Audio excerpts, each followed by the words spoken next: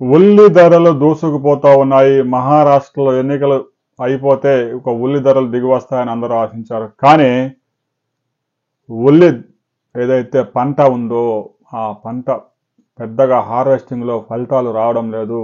మహారాష్ట్రలోని నాందేడ్ ప్రాంతంలో ఆ పరిసర ప్రాంతాల్లో 4-5 జిల్లాల్లో పెద్ద ఎత్తున ఉల్లి సాగు చేస్తూ ఉన్నారు. అయితే దిగుబడులు మాత్రం భారీగా తగ్గిపోయాయి.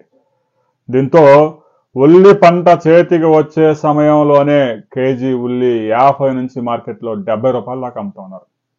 ఇక నాసిరకం సరుకు అయితే 30 రూపాయలు 40 రూపాయలు అమ్ముతా ఉన్నారు. కానీ అది థర్డ్ క్వాలిటీ. రాబోయే రోజుల్లో ఉల్లి ధరలు 100 రూపాయలు కూడా దాటే అవకాశం ఉందని చెప్తా ఉన్నారు. ఎందుకంటే నవంబర్ డిసెంబర్లో పెద్ద ఎత్తున ఈ ఖరీఫ్లో సాగు చేసిన ఉల్లి హార్వెస్ట్ జరుగుతూ ఉంటుంది. ఈ సమయంలోనే ఉల్లి ధరలు ఎలా ఉంటే రాబోయే రోజుల్లో మరింత పాకే ప్రమాదం కూడా ఉంది. ఇక బంగ్లాదేశ్కి ఉల్లి ఎక్స్పోర్ట్స్ కూడా మొదలయ్యాయి. సరిహద్దులు కూడా ఓపెన్ అయ్యాయి. ఉల్లి లారీలు కూడా బంగ్లాదేశ్ వెళుతూ ఉన్నాయి. దీంతో ఉల్లి ధరలు మరింత పెరిగితే కేంద్ర ప్రభుత్వం చర్యలు తీసుకునే అవకాశం ఉంది. ఉల్లి ఎక్స్పోర్ట్స్ మీద నియంత్రణ చేయడానికి ఆర్థిక శాఖ నిన్న సమావేశమైంది.